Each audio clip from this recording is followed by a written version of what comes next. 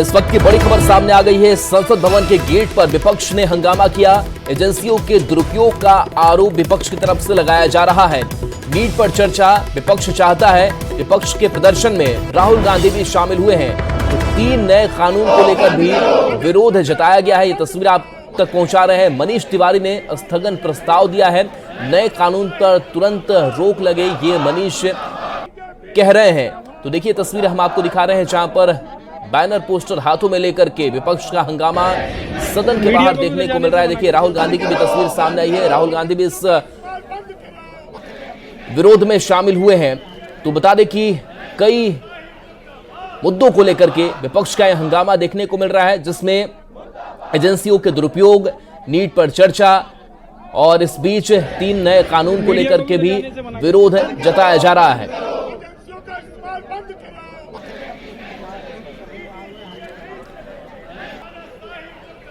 तो देखिए अब सदन की जो कार्यवाही है वो अब से 1 मिनट का कह सकते हैं कि वक्त बचा हुआ है, जब दोनों सदनों की कार्यवाही शुरू हो जाएगी।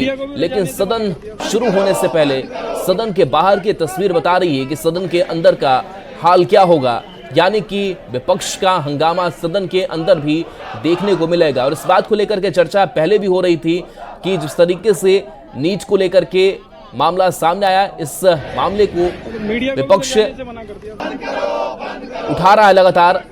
नीट पर विपक्ष चर्चा चाहता है और विपक्ष के प्रदर्शन की ये तस्वीर हम आप तक पहुंचा रहे हैं। साथ ही साथ 3 नए कानून जो आज से लागू हुए हैं, उन कानून को लेकर भी विरोध जताया गया है। मनीष तिवारी ने इस बीच स्थगन प्रस्ताव दिया है और कहा गया है कि नए कानून पर तुरंत रोक लगे। और साथ ही साथ एजेंसियों के दुरुपयोग का भी आरोप विपक्ष ने लगाया है। केंद्रीय एजेंसियों के दुरुपयोग का आरोप लगातार विपक्ष लगाता भी रहा है, लेकिन एक महत्वपूर्ण मुद्दे के तौर पर इस बार के संसद सत्र में इस मुद्दे को विपक्ष उठाता हुआ नजर आ रहा है। तो अब से थोड़ी ही देर के बाद से जो कार्यवाही है वो शुरू हो और देखिए इस बीच खबर अब सामने आ गई कि ओम बिरला जो अध्यक्ष हैं वो अब कुर्सी पर मौजूद। सीधी तस्वीर।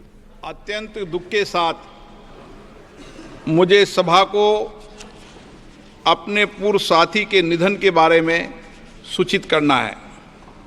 श्री PM सुब्बा सिक्किम संसदीय निर्वाचन क्षेत्र से 7वीं लोकसभा के सदस्य थे। श्री PM सुब्बा का निधन 86 वर्ष की आयु में 27 जून 2024 को गंगटोक सिक्किम में हुआ। माननीय सदस्यगण, दिनांक 19 मई 2024 को एक दुखद दुर्घटना में इस्लामी ईरान गणराज्य के राष्ट्रपति महामहिम डॉक्टर सैयद इब्राहिम रईसी और उनके साथ विदेश मंत्री डॉक्टर हुसैन अमीर अब्दुल्ला हियान तथा अन्य ईरानी पदाधिकारियों का निधन हो गया।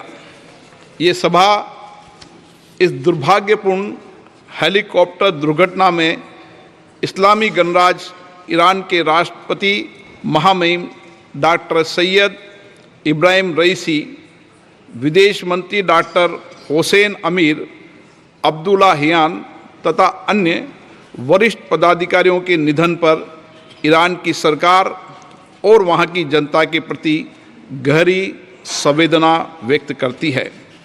माननीय सदस्यगण, मुझे ये सूचित करना है कि तंजानिया संयुक्त गणराज्य के द्वितीय राष्ट्रपति महामहिम अल्लोज अली हसन मिमिनी का 29 फरवरी 2024 को दार एस सलाम तंजानिया में निधन हो गया। राष्ट्रपति के रूप में अपने कार्यकाल के दौरान उन्होंने 2 बार भारत की यात्रा की तथा भारत और तंजानिया के मध्य घनिष्ठ संबंध स्थापित करने के लिए उल्लेखनीय योगदान दिया।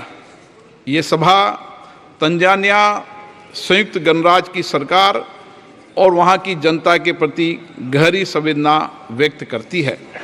माननीय सदस्यगण, मुझे सभा को मलावी गणराज्य के उपराष्ट्रपति महामहिम डॉक्टर साउलो क्लास चिलिमा के निधन के बारे में सूचित करना है।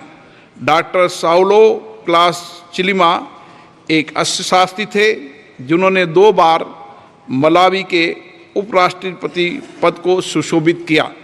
ये सभा मलावी की सरकार और वहाँ की जनता के प्रति गहरी संवेदना व्यक्त करती है। माननीय सदस्यगण, 23 जून का दिन आतंकवाद के इतिहास में सबसे काले दिन के रूप में याद किया जाएगा। इस दिन टोरंटो और वैंकूवर से उड़ान भरने वाले एयर इंडिया के 2 विमानों को आतंकवादियों द्वारा निशाना बनाया गया था। आयरलैंड में AI-182 कनिष्क में विस्फोटक के कारण 329 निर्दोष लोगों ने। तो तस्वीर सदन की कार्यवाही की